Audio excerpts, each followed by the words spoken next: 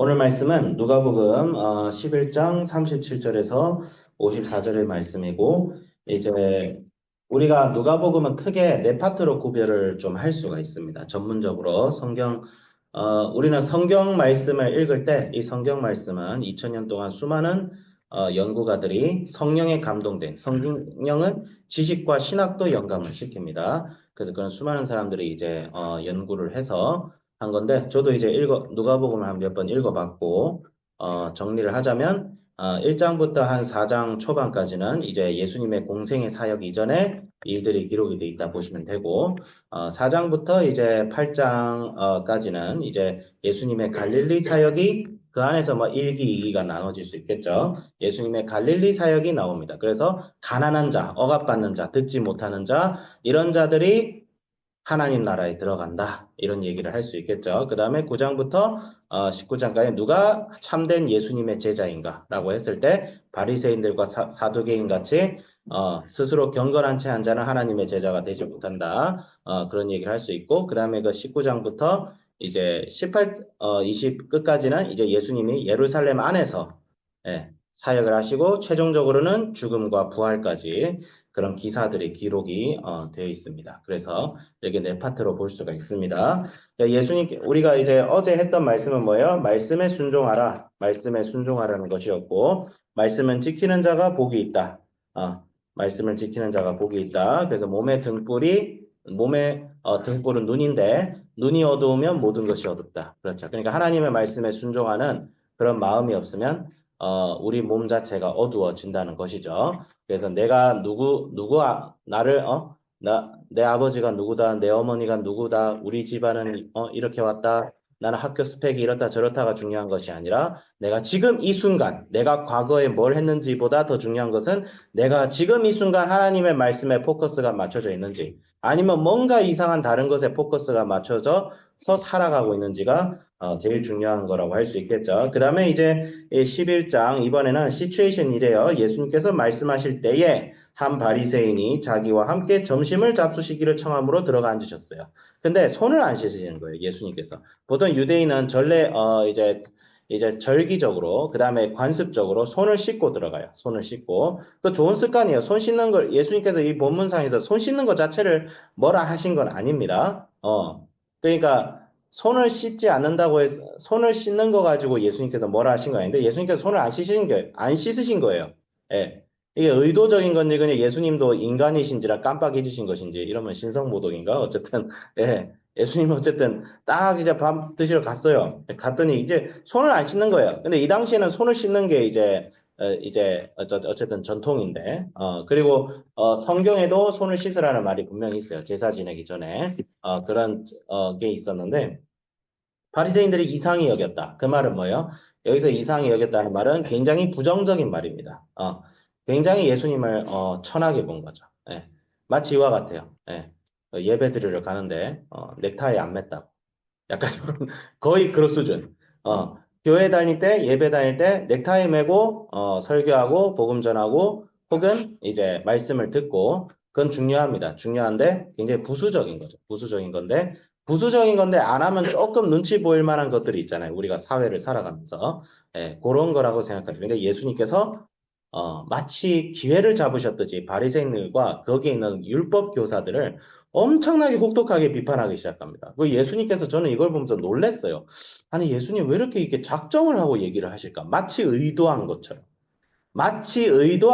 예수님께서 말씀하세요. 그리고 더 놀라운 건 예수님께서 진짜 목숨이 귀한 줄 모르시나 싶으실 정도로 마치 작정하고 십자가에 달리시려고 작정하신 것처럼 지금 바리새인과 사두개인 그 율법 교사들을 엄청나게 비판하시는데 바리새인들은 뭘로 비판해요? 너희 바리새인들은 지금 잔과 대접의 겉은 깨끗이 하나 너희 속에는 탐욕과 악독이 가득하라. 그 다음에 뭐 하죠? 화 있을지저 너희 바리새인이여 너희는 박하와 운양과 모든 채소의 11조는 드리되 공의와 하나님에 대한 사랑은 버리는도다. 너희가 회당에서 높은 자리와 시장에서 문안받는 것을 기뻐하는도다. 화 있을지저 너희여 너희는 평토장한 무덤 같아서 그 위를 밟는 사람이 알지 못하느니라. 평토장한 무덤이다. 무덤은 무덤인데 평토장이다. 평토장한 무덤이 뭐예요? 바닥에 깔렸다는 거야. 시체를 그냥 땅속에 그냥 묻었다는 거야. 그리고 사람들이 그 위를 밟고 지나간대요. 여러분, 사람 무덤 밟고 지나가면 그거 좋은 거예요, 나쁜 거예요? 어떤 유력 정치인이 뭐 이제 전에 돌아가셨던 독재자 무덤 비석을 딱 밟으면서 퍼포먼스를 한 사진이 있어요. 예, 자기가 할 수 있는 최대의 모욕을 하겠다. 이런 뭐 이런 건데 지금 완전 그런 거예요, 지금. 예, 지금 그런 사태인 거예요. 그러니까 바리새인들한테 예수님께서 뭐라고 하신 거예요? 저자들의 위선적인 경건과 위선적인 종교 생활. 자기는 거룩하고 자기는 다른 사람들보다 하나님께 더 가까이 있는 척하지만 뭐예요? 위선적이죠.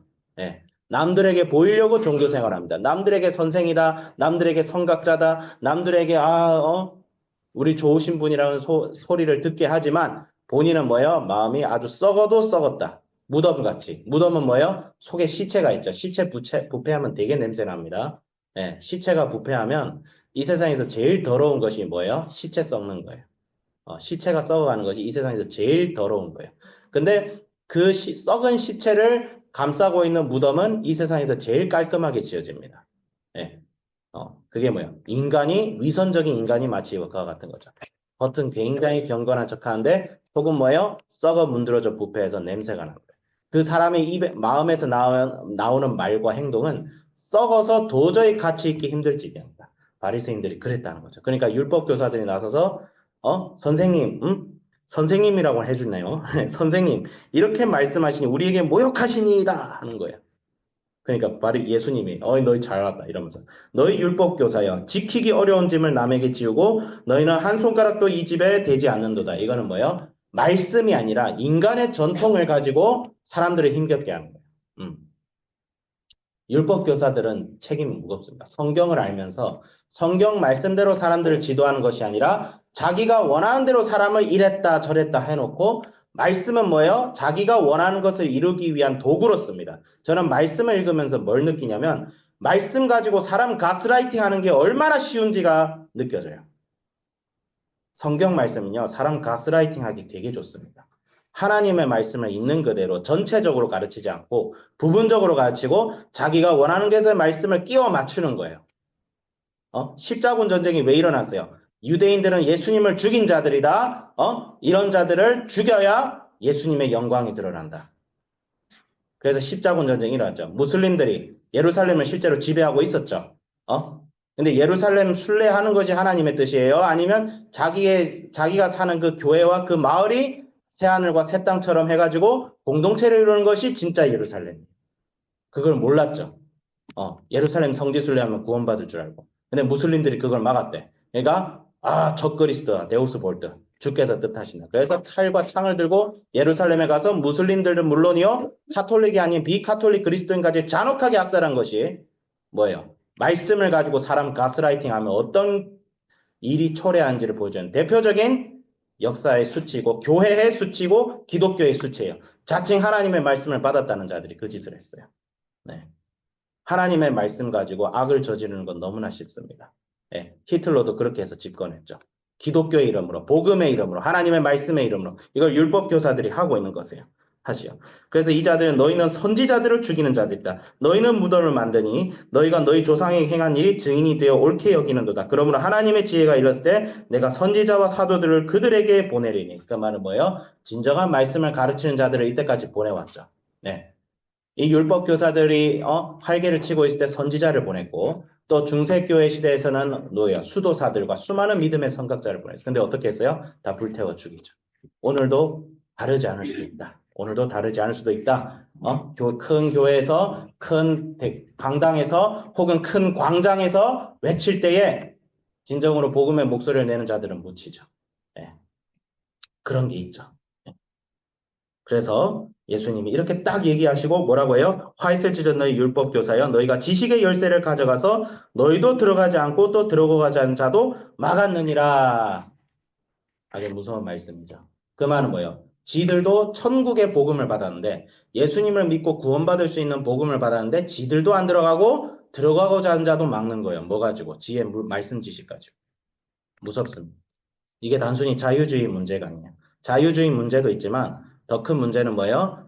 말씀을 가지고 있는 사람들이 부패하면 어디까지 부패할 수 있는가를 보여주는 것 같아요. 그래서 결론을 내리자면 우리 한비전, 우리 학생들, 우리 성도님들 말씀은 뭐예요? 하나님의 말씀은 여기에 기록된 성경 말씀입니다. 왜냐하면 성령께서 영감을 주셔서 쓰여지게 한 말씀이거든요. 성령과 성경은 분리되지 않습니다. 하나님께서 인간을 창조하실 때 하나님의 생명을 불어넣었다는 말이 있어요. 히브리어로 루하흐라고 하죠. 근데 이게 동일하게 헬라어식으로 해서 영감이 불어넣어졌다. 하나님의 숨결이 이 66권의 말씀에 불어넣어졌다. 그래서 영적인 사람은 하나님의 말씀을 묵상하고 그 말씀을 가감없이 가르치고 행하는 자가 영적인 사람이에요.